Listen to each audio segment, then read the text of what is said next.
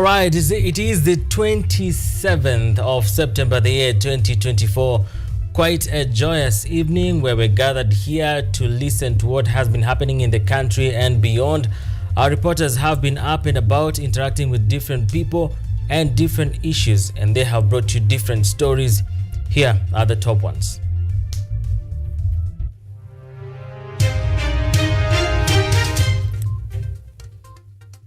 Director of Public Prosecution okays DCI to charge 5 of DP Gachagua allies.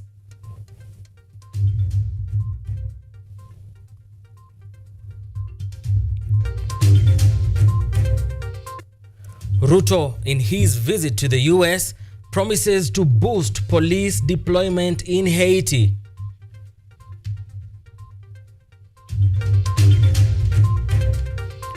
Ruto, in CNN interview, attributes Gen Z national protest to misinformation and fake news.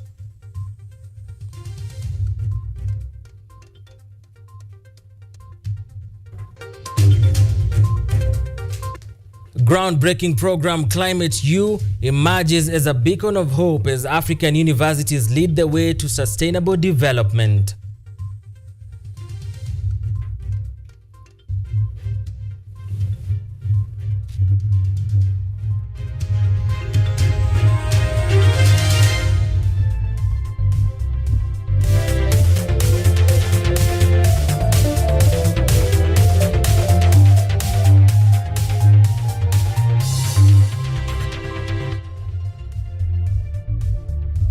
This is KUTV Primetime News with Mutegi K. Martin.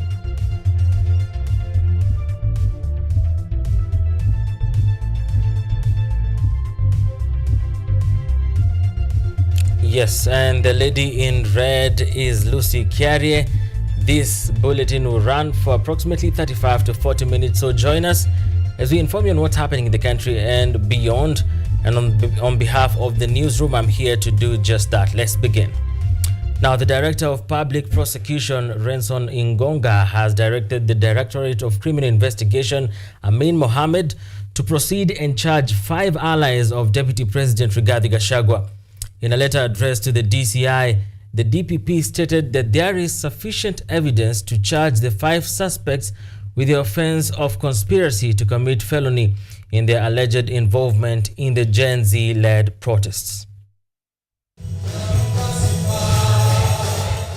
Politicians allied to Deputy President Rigathi Gachagua can now breathe a sigh of relief after the High Court on Friday issued temporary orders blocking the arrest, detention and prosecution. This is after the Director of Public Prosecution, Renson Ingonga, okayed Directorate of Criminal Investigation to proceed and filed charges against the 5 allies of Gachagua for their alleged role in planning, mobilizing and financing the Gen Z-led anti-government protest.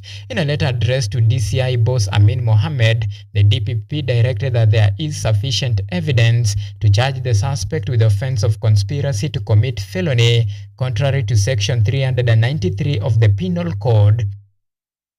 The 5 include Embakasi North Member of Parliament James Mwangi Gakuya, his Embakasi Central counterpart Benjamin Gadhiru Mwangi, former Nyeri Town MP Gunjiri Wambugu, George Theuri and Pius Munene.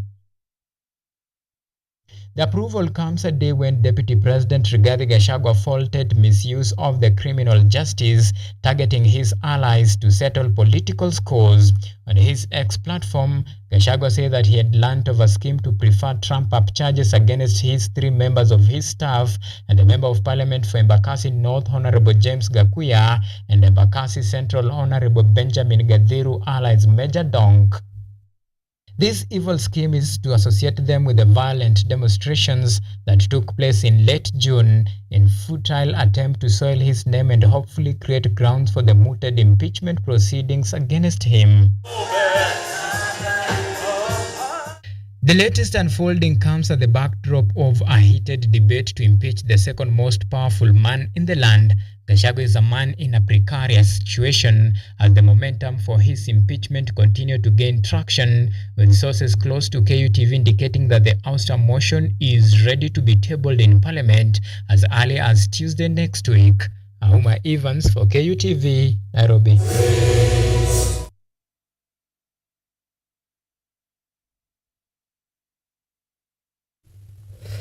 And in closely related news, Dennis Ndereva, a youth activist, has filed a petition at the High Court in Nyahururu seeking to prevent Parliament from discussing or initiating any motions aimed at impeaching Deputy President Rigathi Gachagua. The petition filed today calls for a halt to any impeachment proceedings until they fully comply with the Constitution.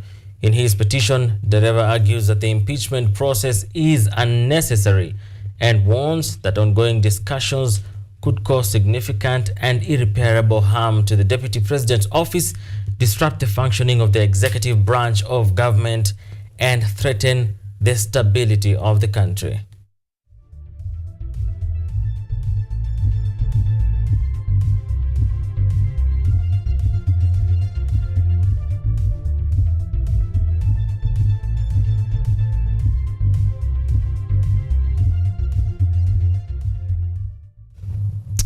All right, moving on. During the 79th session of the United Nations General Assembly, President William Ruto met with U.S. Secretary of State Antony Blinken to strengthen Kenya-U.S. relations, focusing on regional security and anti-corruption efforts.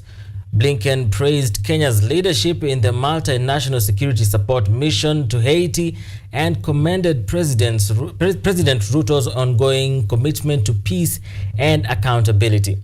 The discussion centered on deepening the strategic partnership between the two nations with a shared aim to achieve broader geopolitical objectives.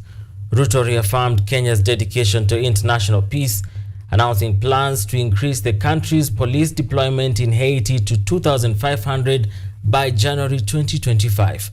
Both leaders emphasized the importance of their cooperation in maintaining stability and promoting good governance in the region.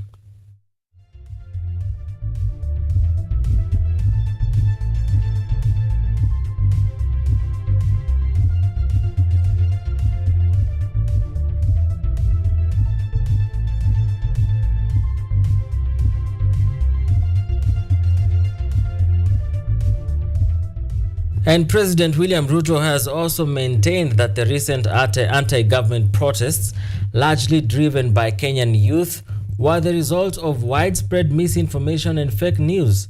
In an interview with CNN's Christiane Amanpour, Ruto explained that the lack of public understanding of government policies and revenue strategies fueled discontent, leading young people to take to the streets. The president acknowledged the role of Gen Z in the demonstrations, but stressed that they were misled about the government's fiscal reforms.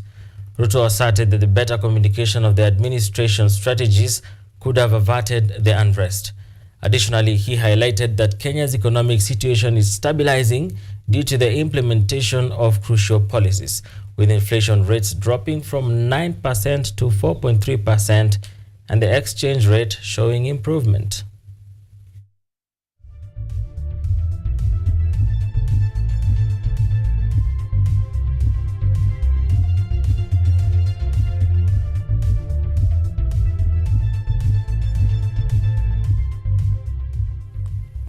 Now, several matatu owners operating 11-seater shuttles at the new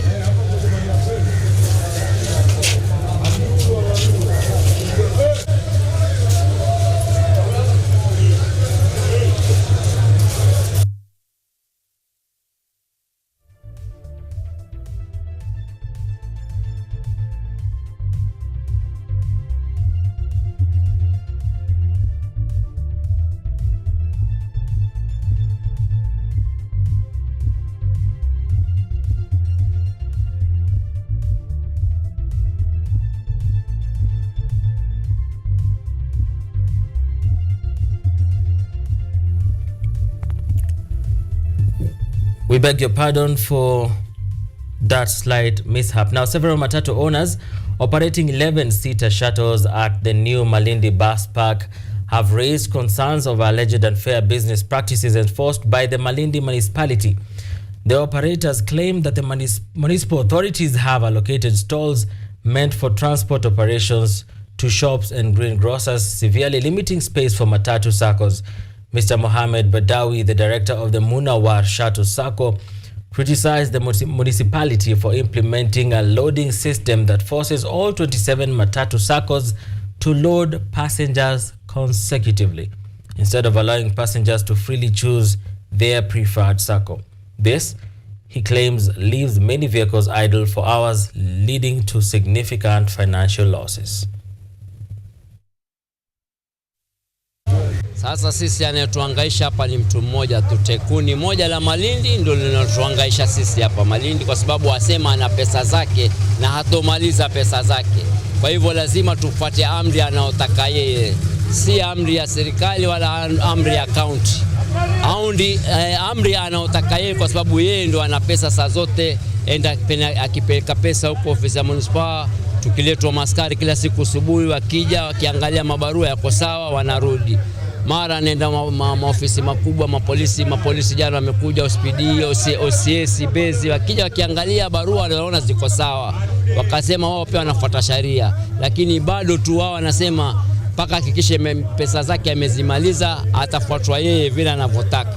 Astari ni kwamba 1 to 26 or 27, ina maana Munawar siku zote ndio inaanza. Sasa nikiondoa gari moja ni mpaka ningoje 26 zingine. Ikifika 26 ni saa 9 jioni.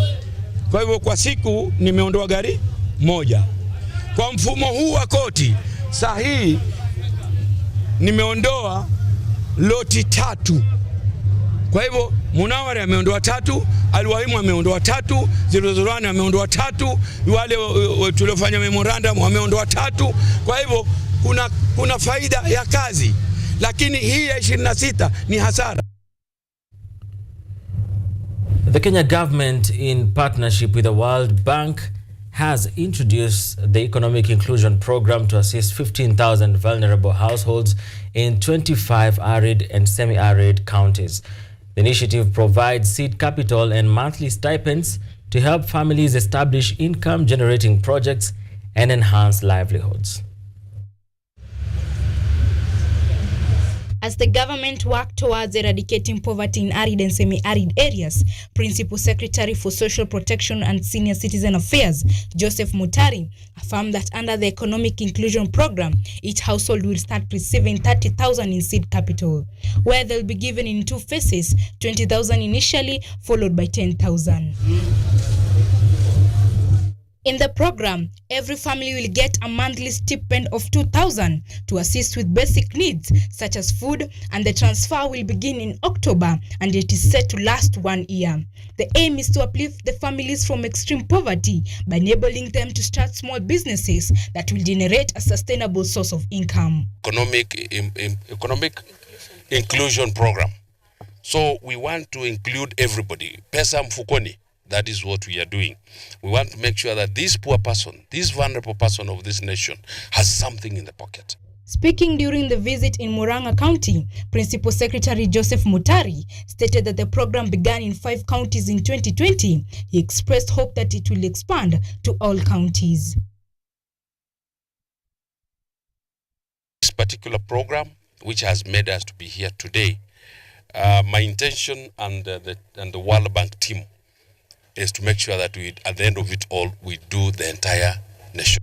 The Principal Secretary Joseph Mutegi stated that they want to make sure the vulnerable person has money to assist them in their livelihoods.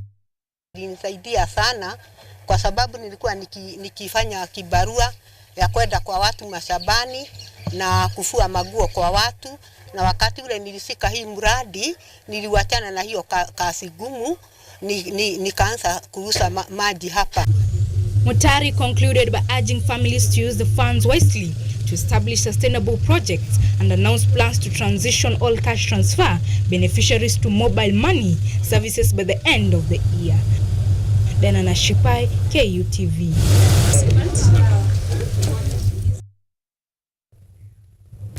22 minutes past the top of the hour. Time for us to take our first short break right here on KUTV Primetime News this Friday.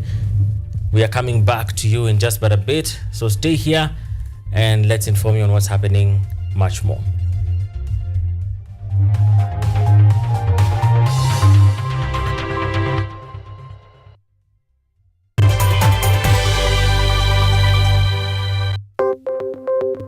Maelfu na maelfu ya wahamiaji wakiwa na watoto kutoka nchi za Amerika ya Kati wanaendelea kuwasili kwenye mpaka kati ya Marekani na Mexico. But folks, I'm going. Thank you very, very much. I appreciate it. Thank you. Ni habari kutoka pembe zote duniani. Pepo pasi vuguvugu. Pepo pa ni idea. Tazidi ananyonya, hanyonyi vizuri, anakuwa hayuko comfortable. Jeshi la Jamhuri ya Kidemokrasia ya Kongo linapambana na waasi wa ADF. Kwa sasa wanatoa wito kwa mashirika, makampuni na vile vituo vya uchukuzi. Mambo mengi yatakwenda kama yalivyopangwa. Hapa ni kuna mmoja wa viongozi wa chama cha wavuvi katika eneo hili. Zaidi tunajaribu kuwapa chanjo ili ina boost ama inanyanyua kinga ya mwili, ndio inaenda kupelekea kupambana na virusi. Ni dunia ni leo, Jumatatu mpaka Ijumaa, moja kwa moja kutoka VOA Swahili, Washington DC.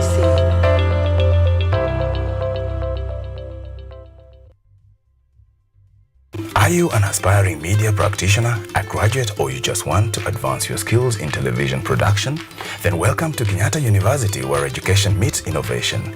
KUTV, the premier university television station in Kenya, is now offering short courses in TV studio, field technical operations, and video editing. Through these courses, you will acquire hands-on skills on camera operations, media production, lighting techniques, audio-visual editing, and sound and visual control, and how to operate key equipment in modern TV control room. Enroll today at KUTV and discover your full potential in cutting-edge TV broadcasting. Graduates of these courses will receive professional certificates. For more information, visit our offices at KUTV Studios or call us on 020-870-4252 or 020-870-4255 or SMS us on 0739-110-544. KUTV, a new experience.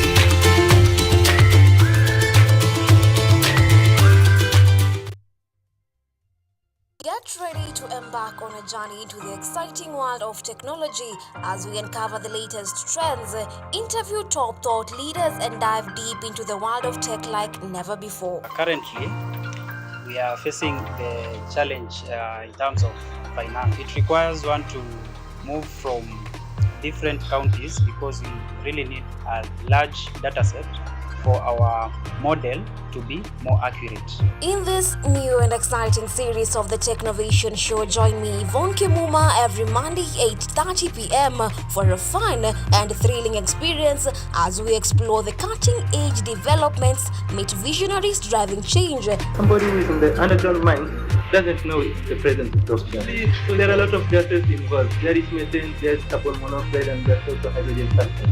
These gases actually, they are very dangerous and they are very toxic. And discover the endless possibilities of the tech world.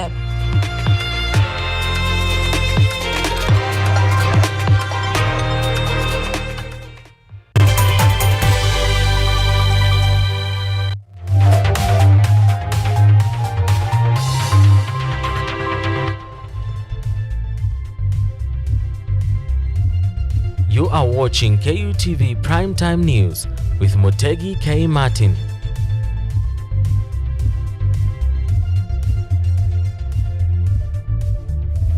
(9:26 p.m. and we are back together with Lucy Carey, who is our sign language interpreter for the night. Now, a groundbreaking program, Climate U, has emerged as a beacon of hope for African universities, empowering students to actively engage in climate action. As this project concludes its first 4 years journey, key insights were shared by leading academics and policymakers from Africa and beyond.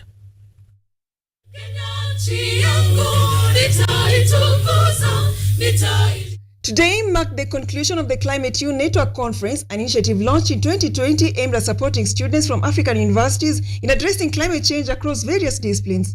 A presentation by Dr. Farai from the University of Pretoria highlighted the collaborative online international learning program's significance, particularly in addressing Africa's low climate literacy rate. According to Afrobarometer survey, only 37% of Africans are climate literate, compared to 80% of the population in Europe and North America. Collaborative online international learning program focused on climate change and sustainable development. And this proposal is very much informed with a lot of the debates and engagements, which part of that has been discussed during this past week with the conference around the intricate, complicated nature of climate change. In a policy dialogue chaired by Dr. Rosiana Lagi from Fiji's University of South Pacific, Professor Mike Kuria, CEO of the Commission for University Education, emphasized the critical role higher education plays in educating citizens about climate change. He called for universities to adopt climate-friendly practices and create conducive environments for research. We can prioritize programs, we can revise standards and guidelines to accommodate climate change-friendly policies. We can reward universities that adopt climate-friendly policies, like recycling, things like that. We can reward them. And finally, we can also prepare advisory. One of our responsibilities as regulatory agencies is to prepare advisory for government. And we can look at what's happening. I think you can work with us as experts in that area. You give us the technical advice, we prepare those advisories, and we deliver them to our good friends who are here in the ministry and see whether we can have some friendly policies related to climate change. The need for stronger collaboration between universities and governments to foster shared responsibility for climate action was stressed. This sentiment highlighted the importance of government support in terms of resources and policy implementation for climate-related projects. The government can assist in terms of enforcement of the policies once created. They can assist to enforce these policies, which can mitigate against climate change. As the Climate U conference ends, attention now turns to the next major global event, the 2025 UN Climate Change Conference, set to take place in Belém, Brazil. For now, African universities are hopeful that the knowledge and connections gained through Climate U will continue to drive climate action on the continent. Brenda Nyongesa, KUTV. All right, thank you so much, Brenda Nyongesa, for that particular story. And therefore, we shall be able to keep informing you on what's happening and beyond. I don't know if we should move on, Director. Okay, all right. So over 60 graduates comprising of women, caregivers, and reformed youth from Kiambu and Nairobi counties today celebrated a significant milestone after graduating with certificates in fashion design and dressmaking through the Nawiri Pamoja program, a community empowerment project which is a beneficiary of the Transformation Grant awarded by Kenyatta University, Yali, and USAID.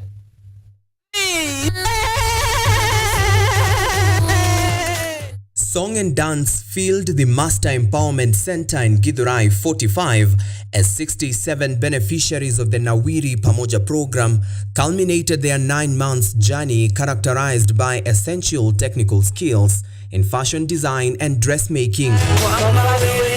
The graduates, who comprise of reformed drug addicts, housewives, people living with disabilities and caregivers, now boast of top-notch dressmaking and production skills. Masters Empowerment imenitoa mbali sana. Early when I was in high school, I was a drug addict starting from high school until vile nilienda university bado nilikuwa drug addict. Yani nimeuza madrugs, nimefanya crime, yani vitu mbaya tu zaidi. So nilitafuta mali, ndakuwa niko occupied every time. Na kwenye nilipata niko occupied ni hapa Masters Empowerment. Masters Empowerment wamenifundisha maneno mingi sana. Hakuna mashini yoyote sijaweza kutumia saa hii. Hata kutengeneza mashini, ndashikanisha mashini kuanzia the beginning. Chuma yote tu ikiwa imewekwa kando ndashikanisha mashini yote. Kushona, najua kushona bags, manguo za kila aina. Mahali wamenitoa singeweza kujitoa. Juu hata mama yangu hana pesa, hakuwa na pesa ya kunilipia. Saa hii nimelipiwa mpaka nimeshangaa. By the way, hata sikuwa ninajua kudrive mashini, kuswan sasa. Saa hii nimemake sure hata ya stima ninaweza kutumia. Tunashona mpaka trousers, school uniforms, zote make sure ati nimejua kila kitu. Job Mwenda, the director of the Master Empowerment Center and a postgraduate student at Kenyatta University, boasts of the program's remarkable achievement in transforming individuals and communities at large by equipping them with skill-based training to become entrepreneurs and startup champions. 2023, I was able to get Transformation Fund, which is managed by USAID, Kenyatta University, and YALI. And I've been doing a project where I've been empowering women in Githurai and Nairobi County on skills training on sewing and tailoring skills. And today, I've been able to graduate 60 women with skills who have been able to be mentored in the course of 9 months, and now they are ready to go to the market. Some of them, they have been able to start their own business, and some they have been employed at our production center. And to all the young people, I recommend you to apply for YALI program, which is managed by Kenyatta University and USAID, and also to keep on doing the community work to support the community in the small way you can. Dr. Lucio Gola, a lecturer at Kenyatta University, urged the newly commissioned fashion designers to put their acquired skills to work for the sake of encouraging more community-driven programs in future. Today, this project has lit candles in Githurai, both in formal and rural areas in Kiambu County, in Nairobi County, and we see the great impact the project will have as those 67 graduates go out there and enrich themselves, enrich their families, and engage in sustainable livelihoods. Through this project, participants including those from informal settlements like Githurai, Mathare and Kisumu Ndogo have gained essential skills in production and dressmaking alongside crucial soft skills like financial literacy, trauma healing and group formation training. This is a program to empower women across all ages with skills, vocational skills that include beauty, therapy, and tailoring and embroidery, different skills that women can use to be able to gain money for themselves. And I think that's very empowering. It's so important that women of this age and this time can be empowered to have their own money. On top of giving the skills that entails fashion, we also have entrepreneurial skills that we partnered with our other partners to ensure that they don't go home with just one skill. We also partnered with Ajira, whereby they offered soft skills on digital learning to ensure that they are able to market their program. So Nawiri program does not only cover women alone. We actually have men who are also involved in that same program. And we also have persons living with disability and caregivers of persons living with disability. The program is open to all who are willing and have a desire to learn more about fashion and design and to change our community. The center now has over 800 beneficiaries since its commencement.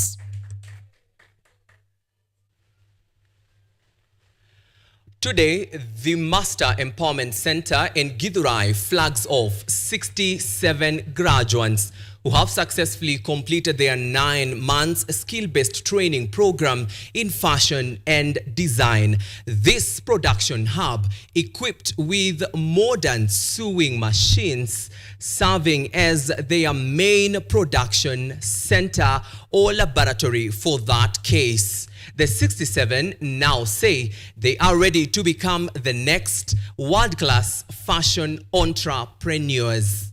Theo Masharia for KUTV.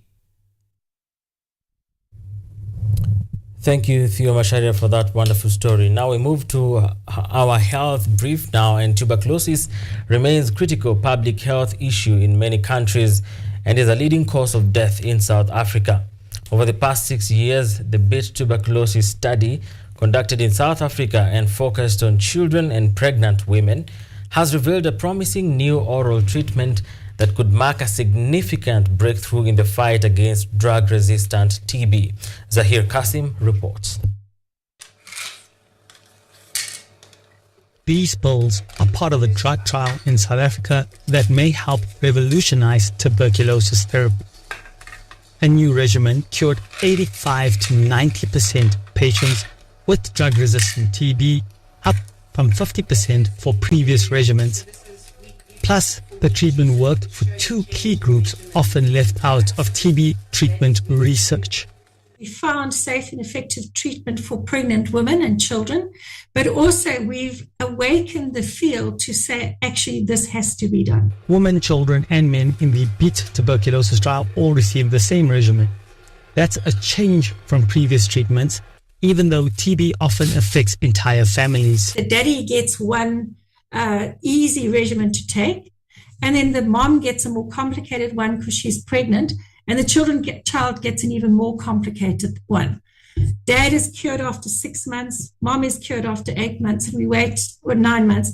We wait for 18 months for us to be able to know if the child is cured. So that's really an unfortunate set of circumstances. The study shortened treatment of 6 months for everyone, and it did so without the harsh side effects of previous treatment. All right, 22 minutes to the top of the hour. Time for us to take another break right here on KUTV Primetime News. When we come back loaded with sports news. Stay here.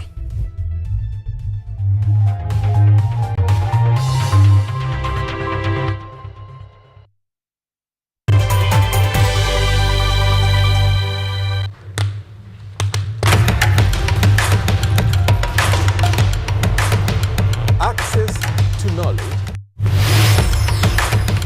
Solution to unanswered questions.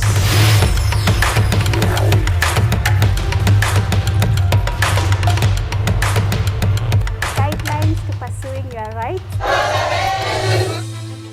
and repossessing your property, intellectual or material. This and more only on Law Matters.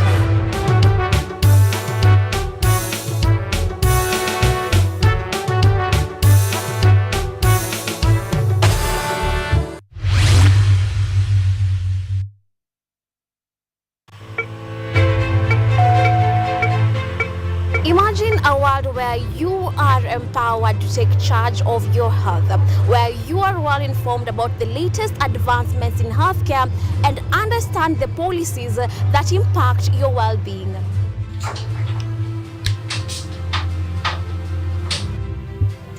Get ready to take charge of matters your health as we bring you a blend of weekly health features that engage professionals from across various medical fields. When do you decide as a patient, do I need to go see the doctor?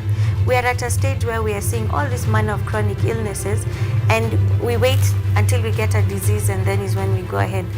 From the most mundane to the complexities that perhaps seem overwhelming, we got you covered. In terms of the factors that might be attributed, there are hereditary factors that means it could be genetic, so that's one factor. But there are other factors as well, like nutritional deficiencies. So some vitamins such as folate have been identified to be a factor in those. So our mission is to break down intricate health topics into understandable and actionable insights. Join me, Yvonne Kimuma, every Wednesday 9 p.m. on KUTV's News at 9, where your health is our priority.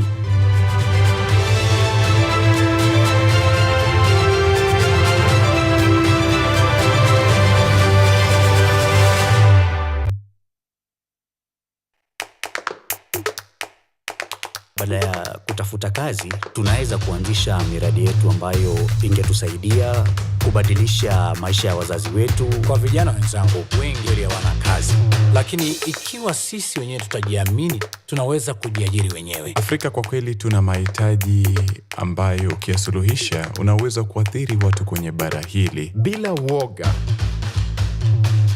watu huwa na uzalishaji zaidi, wanajawa na ujasiri, wanakuwa wabunifu na wanakuwa wenye maarifa. Niliamua kuacha kazi, hata kama sitafanikiwa, nitakuwa nimejaribu, nitakuwa najua haiwezekani. Hakuna kitu cha ajabu hapa. Kila anayepata ufanisi hufanya kazi usiku na mchana. Kitu kitakusukuma na kuwezesha kupata maarifa ambayo hukuwa nayo. Tunajaribu kutengeneza kitu kitakachopita mipaka ya nchi hii. Ikiwa unataka kubadilisha ulimwengu, anza na nyumbani.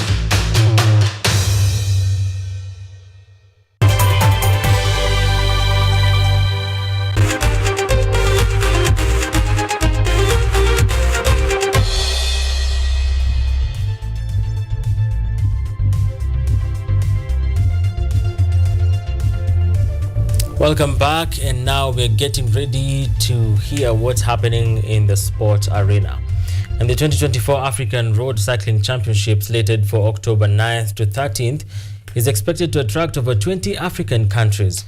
The cycling championship, which was officially launched by Sports Cabinet, who is Kipchumba Murkomen, will cover the 3 counties of Uasin Gishu, Nandi, and Elgeyo Marakwet, with Eldoret City acting as the finishing point.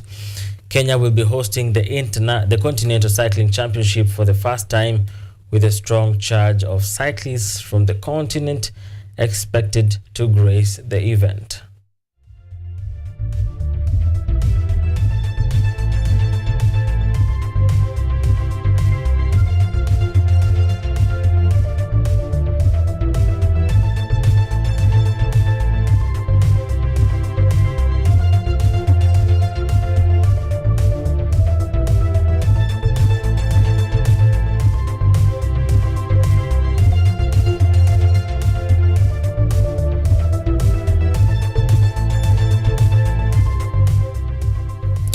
And in other sports news, the 2024 African Road Cycling Championship, I beg your pardon, the double Olympic and world champion Faith Kipyegon clocked 4 minutes, 4.67 seconds in the women 1500 meters ahead of Ethiopia's Deribe Welteji to close down her season in style at the Athlos Athletic Meet in the city of New York. Now, the Kenyan sensation smiled all the way to the bank with a whooping 7.7 million Kenya shillings reward in one of the biggest prize passes ever in the history of the sport.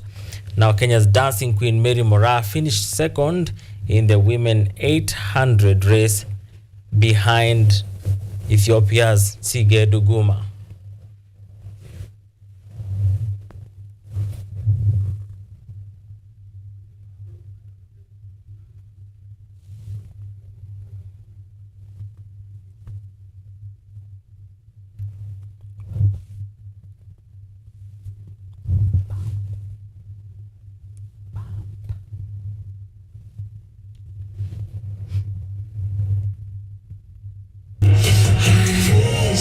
Something from those eyes you once.